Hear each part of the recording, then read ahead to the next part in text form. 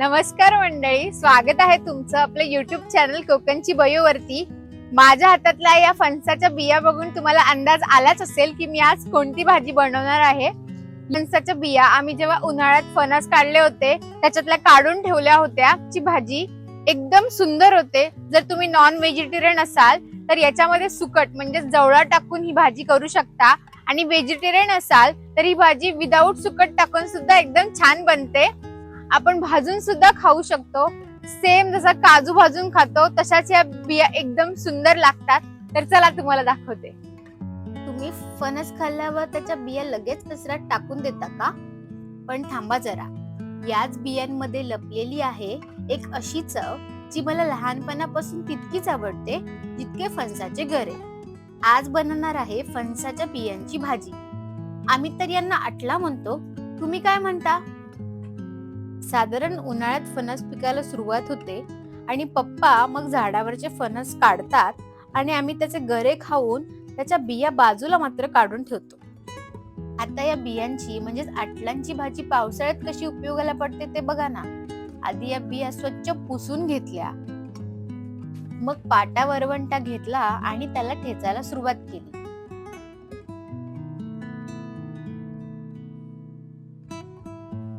या बिया थोड्या फुटल्या की शिजायला सोप्या आणि वरचं साल पण अगदी सहज निघतं।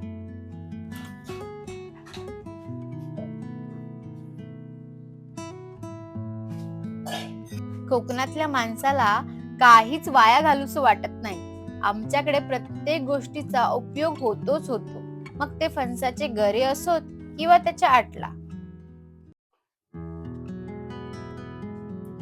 आता या सोलून घेतलेल्या सगळ्या अटला स्वच्छ पाण्याने धुवायच्या।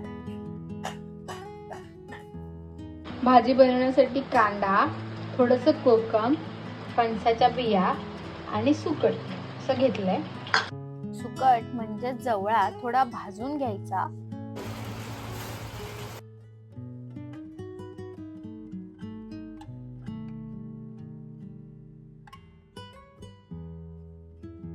आणि मग ती सुकट स्वच्छ पाण्याने धुवून घ्यायची।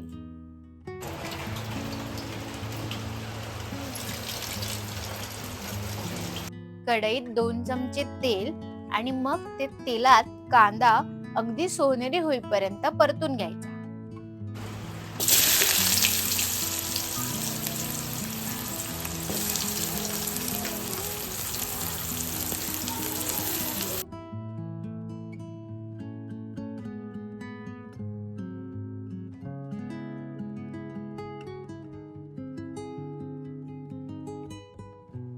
मग हळद, मीठ, घरचा मसाला आणि थोडासा चवीसाठी एव्हरेस्ट चिकन मसाला तुम्ही टाकू शकता।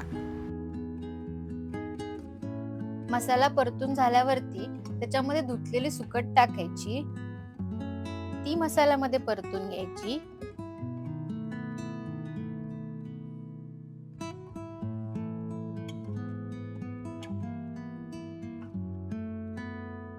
मग शेवटी अटला टाकून ताटात पाणी ठेवून थोडा वेळ वाफेवरती ठेवायचे।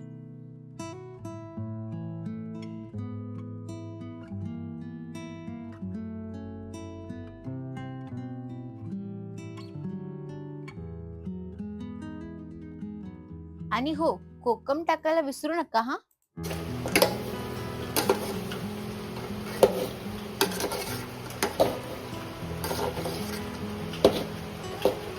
थोड्या वेळाने वाफ धरली की त्याच्यामध्ये पाणी ऍड करायचं आणि या अटला शिजवण्यासाठी ठेवून द्यायच्या।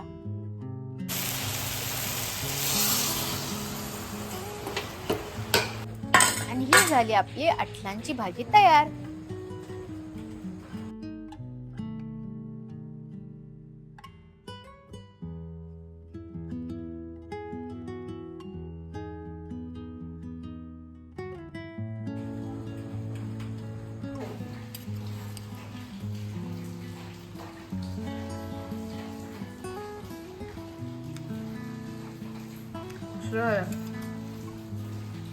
तर तुम्हीही अशा जुन्या पाककृती जपत असाल आणि तुम्ही कधी अटलांची भाजी खाल्ली आहे का हे मला कमेंटमध्ये नक्की सांगा।